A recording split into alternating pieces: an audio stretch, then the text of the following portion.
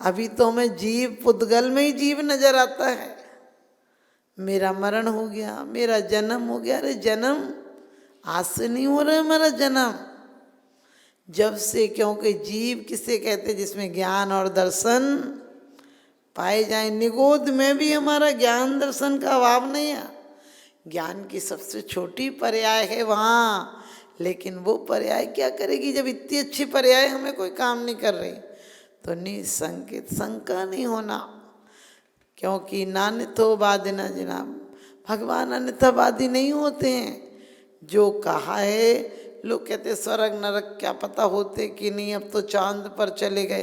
अरे चले गए होगे चांद पर, लेकिन स्वर्ग नरक जो तिर्यंच गति के दुख हैं वो हमें देखने को मिल रहे कि नहीं। हमारे आगम में तो जब से आगम है तब से लिखा है तिर्यंच गति के, बदबंधन आदिक दुख गने, कोटि जीविते जात न बने, छेदन भेदन भूख प्यास, ये सब लिखा है अपने यहाँ। और अपन देखते हैं उन्हें मारा जाता है, बांधा जाता है, काटा जाता है। भूख के प्यास के आप लोगों को तो देखने नहीं मिलता है।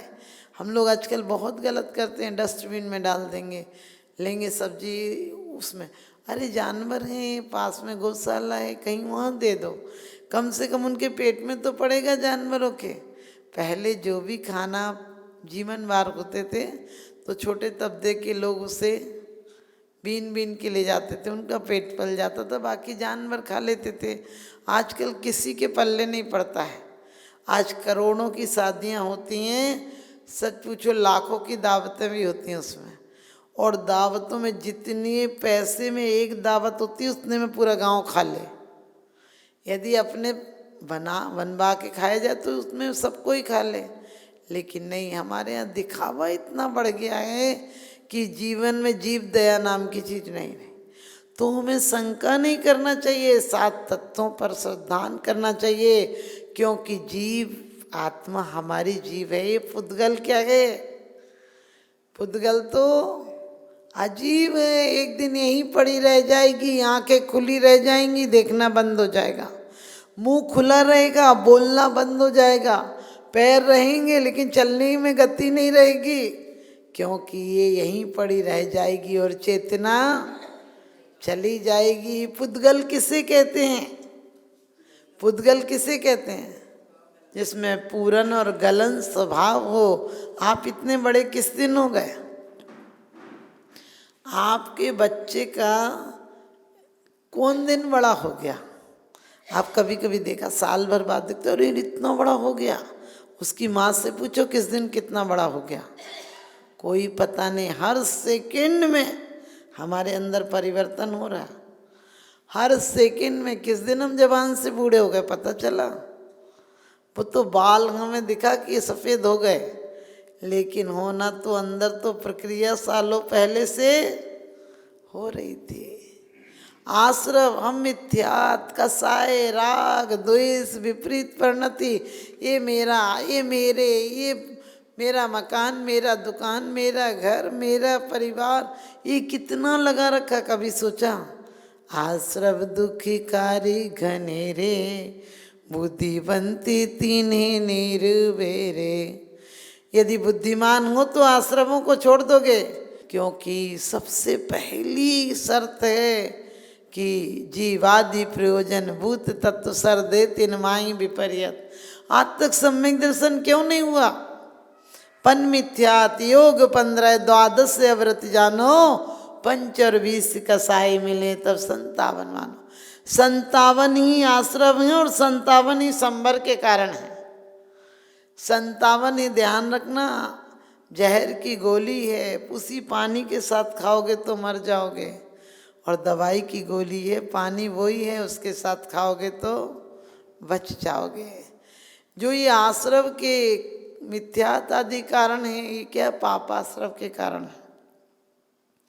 योग 15 हमें मन वचन काय मिले हैं, और उसके बाद विचार मन के 4 वचन के 7 काय के, ये वैकृत स्वर्गों में जाएंगे तो हमें वैकृत शरीर मिलेगा।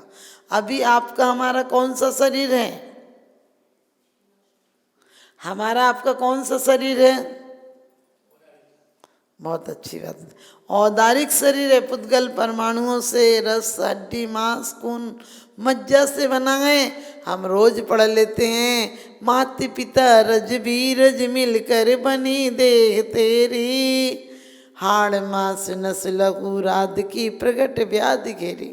ये किन चीज़ों से बनता है? अशुद्ध चीज़ों से बनता है। किन चीज़ों पर टिका रहता है?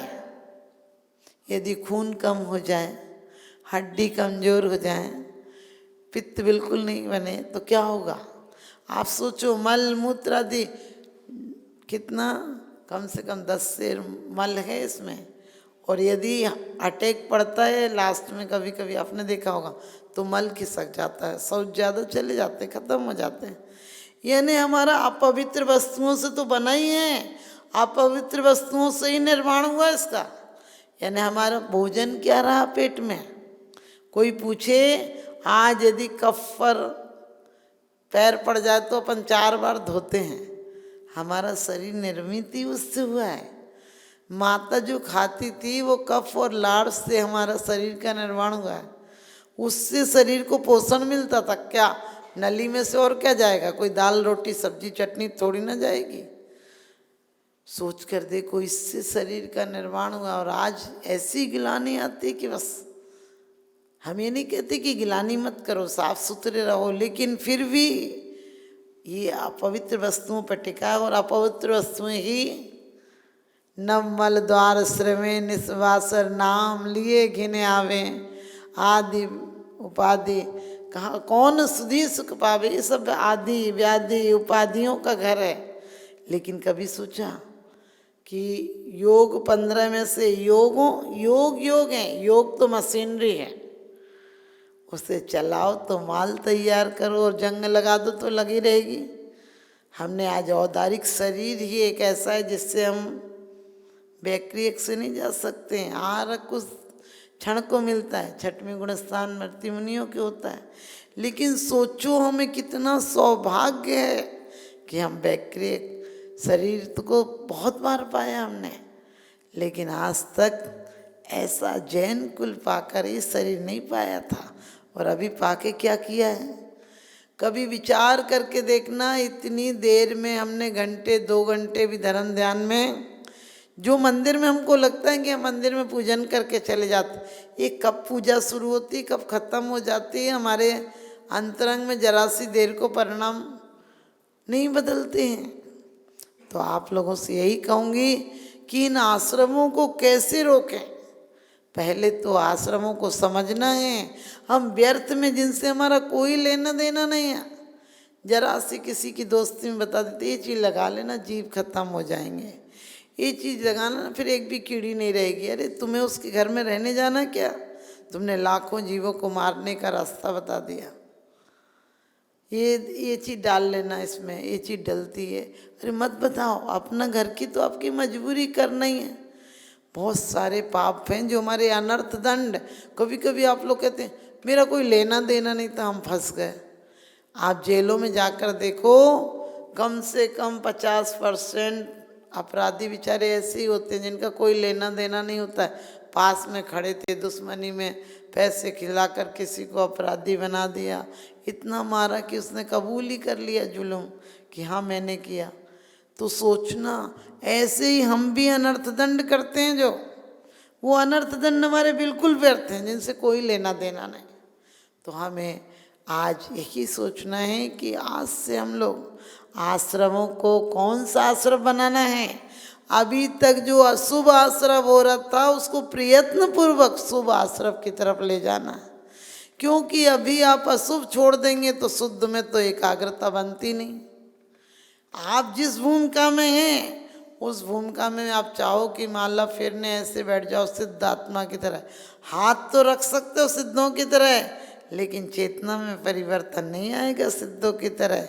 हम जहाँ भी गए हैं, अपन को आज देखो, आज आप शादी हो, बच्चों की शादी हो, कोई टाइम ऐसा हो, आपको आज भी पूरी एक एक पिक्चर याद होगी। लेकिन आप प्रथमान योग पढ़ते हो, सीता जी का जब वैभव पढ़ो, लोग कहते हैं कहानी किस्सों से क्या मिलेगा। अरे प्रथमान योग मथ्याख्यानम चरितम पुराणम अपति विपुन्नम, बोधि समाधि निधानम बोधित बोधा समीचीना। क्या कहा है, प्रथमान योग को पढ़ने से हमें ये पता चलता है इतनी विभूतियों के बाद इतनी आपत्तियाँ, इतनी महान शीलवान होने पर ऐसे इल्जाम, तो हमारा क्या मतलब है। हमें और कितनी यातनाएं मिल सकती जिन्होंने आरिका बन के दीक्षा लेकर ऐसे पद पाए हों सीता जैसा। ऐसी थोड़ी ना सीता हो गई थी, लेकिन उसके बाद भी किए हुए कर्मों का फल यहाँ भी भोगना पड़ा। जो 3 भव पहले जो कुछ कहा था, वो पहले तो स्वर्ग में गई, फिर यहाँ के वो भी भोगना पड़ा। और कई मुनिराज हैं जो पूर्व में, आप गज कुमार मुनियों का पढ़िए। गज कुमार मुनि पूर्व जन्म में सौत डाहे से बच्चे को गरम रोटी की भाप लगा दी थी, और इस जन्म में वो ससुर ही बच्चा था। पहले मर गया, बच्चा छोटा सा था, तो बच्चे को भाप लगा दी तो वो मर गया। और वो मरकर जब पहले मरेगा तो ससुर अपना बड़ा आदमी होगा, बड़ी उम्र का होगा। वही ससुर ने, अपन तो कहते कैसा दुष्ट ससुर था, उसने सिर पर आग लगा दी। लेकिन वो हम जो करके आए थे वो पुण्य भी चक्रवर्ती ब्याज की तरह बढ़ता है और पाप भी चक्रवर्ती ब्याज की तरह बढ़ता है। तो हमें इस पर्याय में कोशिश करें, देखो घर गृहस्थी में रह के आप लोगों को पाप आश्रम करना पड़ेंगे। कितना क्रोध आता है, इसी क्रोध में तुम्हें आयु बंद हो गया तो कहाँ जाओगे, नियम से नरक जाओगे, क्योंकि इस नरक में क्रोध सबसे ज़्यादा होता है। और मान कहाँ पर होता है, मनुष्य गति में। स्वर्गों में मान नहीं होता है, मनुष्य गति में मान ज़्यादा है, और माया चारित्र्यंच गति में है, और लोभ स्वर्गों में है। आप पढ़ते हैं जो विमान निवास से युत है सम्यक दर्शन बिन दुख लहो, और पढ़ते हैं विषय के कारण व्यंतर भवन वासियों में स्वर्ग में सुख तो बहुत है वहाँ भी, लेकिन मरते टाइम 6 महीना पहले माला मुरझा जाती है, और इस संक्लेश में रोता है कि अब चला जाऊँगा, मनुष्य में जाऊँगा, तो वहाँ के गर्भ इतना अशुद्ध है, वहाँ रहना पड़ेगा। फिर सोचता तिर्यंच में जाऊँगा तो एक इंद्रिय में पैदा हो जाता है, एक इंद्रिय में पैदा हो जाता है। हम लोग भी, आपको लगता होगा पेड़ अच्छे सुखी हैं, अरे सुखी हैं। सबसे ज़्यादा आप किसी को मार सकते हो तो आपको गुस्सा आपका निकल जाएगा, लेकिन पेड़ तो बोल नहीं सकते हैं, सबसे आर्त और ध्यान उनको ज़्यादा है। आपको एक एक दिन में ये सब बातें बताऊंगी, लेकिन आप एक ध्यान रखना, आज से ही जीव अजीव आश्रय बंद को समझकर सिर्फ समझना ही नहीं है, हमें उससे बचना भी है। इसलिए जो भी कम से कम 10 मिनट बैठकर ये सोचा करो कि इस पर्याय के पहले में कहाँ था। मेरा कोई ना कोई परिवार पहले भी रहा होगा, ऐसी बात नहीं कि हम पहली बार कोई परिवार है, लेकिन ऐसी आसक्ति हो गई कि इस परिवार के अलावा कहीं का ख्याल नहीं आता है। ये तो कुदरत का बहुत बड़ा अच्छा आशीर्वाद है, या प्रकृति की व्यवस्था कि मरते टाइम में सब कुछ भूल जाते हैं, और वरना हम पागल हो जाएं पूर्व की स्मृति हो तो। हम पूर्व में भी इससे अच्छे परिवार में रहे होंगे तब ये परिवार मिला है। और आते टाइम क्या किया, आए थे तो रोते हुए आए,